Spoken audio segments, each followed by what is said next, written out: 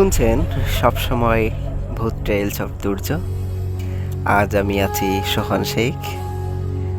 বেশি কথা না বাড়িয়ে আমরা সরাসরি ঘটনায় চলে যাই। সময়টা সম্ভবত 1950-55 সাল হবে হয়তো। এই গল্পটা শোনা মূলত আমার মায়ের কাছ থেকে। আমার মা শুনেছে তার মায়ের কাছ থেকে। ঠিক আছে, ঘটনাটা এমন ছিল, তখন নর্মালি আশেপাশে পরিবেশটা এখনকার মতো ছিল না। বন জঙ্গলে ঘেরা চারিদিকে, বাড়ির আশেপাশে থাকতো বাঁশঝাড়। রাত হলেই বিভিন্ন রকম হুতুমের ডাক শোনা যেত, বিভিন্ন রকম আওয়াজ শোনা যেত। তখন একটা ভৌতিক ব্যাপারই ছিল, তখন এই ধরনের ঘটনা অহরহই ঘটতো। যাই হোক, তো একদিন এমনই এক রাত, অমাবস্যার রাত ছিল, খুবই ঘুটঘুটে অন্ধকার। ওদিন আগে নর্মালি সবাই সন্ধ্যার পরে বসে খোশ গল্পে মেতে উঠতো, বিভিন্ন রকম আলাপ আলোচনা করতো। পরের দিন কি হবে না হবে, কি করবে, কি কাজ করবে, সেই সব নিয়ে গল্প করে তারা ঘুমাইতে যেত।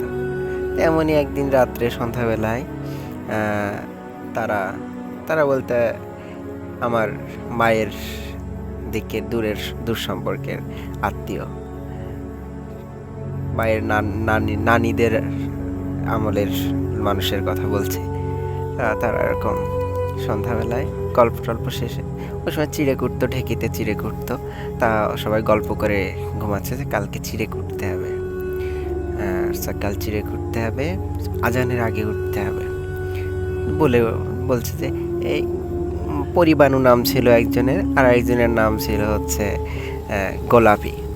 গোলাপি বানু পরিবানুরে বলছে, এই পরিবানু কাল ভোরে ভোরে ঘুম থেকে উঠতে হবে, কালকে চিড়ে কুটতে হবে, আজানের আগে উঠিস। এই বলে ঘুমাইতে গেছে। তো হঠাৎ রাত কয়টা বাজে হয়তো, তখন হয়তো 1টা বাজে, 1টা 2টা 2টা 2:30 বাজে। ওই সময় পরিবানুর রুমে টুকা দিচ্ছে, একবার ডাকছে, পরিবানু ওঠ, চিড়ে কুটবি না? সে এক ডাকে উঠে পড়ছে। এরকম কথিত আছে যে এক ডাকে উঠতে হয় না, কিন্তু সে অত কেয়ার করে না। সে বাচ্চাদের দুধ খাওয়াইতেছিল কোনো রকমে, তার কোলের ভিতর থেকে সাবধানে বাচ্চা যাতে না জাগে, যার কারণে এক ডাকে সে উঠে পড়ছে।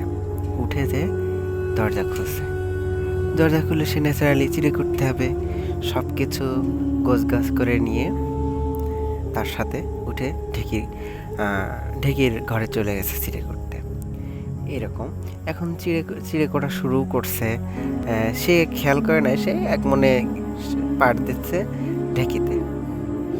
ঢেকিতে এক মনে পাড় দিচ্ছে, অন্যদিক তাকায় পাড় দিচ্ছে। আর যে তার ডাকছিল গোলাপি বানু, সে হচ্ছে মানে হাত দিয়ে আলাই দিচ্ছে চিড়েতে। এইভাবে ও করতেছে, আলাই দিচ্ছে। এরকম দিতে দিতে হঠাৎ তার নজর পড়ে যে সে চিড়ে কোটা হচ্ছে, আর সে মানে রাক্ষসের মতো মুঠ ধরে নিচ্ছে আর গালে দিচ্ছে, গালিতে খেয়ে ফেলতেছে, মুঠ ধরে নিচ্ছে, গালিতে খেয়ে ফেলতেছে। এই জিনিসটা সে লক্ষ্য করে তার মনে সন্দেহ জাগছে। সে তখন কি করে, সে মোটামুটি ভয় পাচ্ছে, কিন্তু এই মুহূর্তে ধরা দিলে তো সে বিপদে পড়ে। সেও একটু বুদ্ধি খাটাইছে। সে তখন ওই জিনিসটা দেখে সে তারে বলতেছে, গোলাপি তুই থাক, আমার বাচ্চা কাঁদতেছে, আমি হচ্ছে ওরে একটু দুধ খাওয়াই ঘুম পাড়ায় আসি। এই কথা বলে ও হচ্ছে ঘরে দিয়ে ঠাস করে দরজা বন্ধ করে দিয়ে কোনো রকম হাফ ছেড়ে বাঁচলে।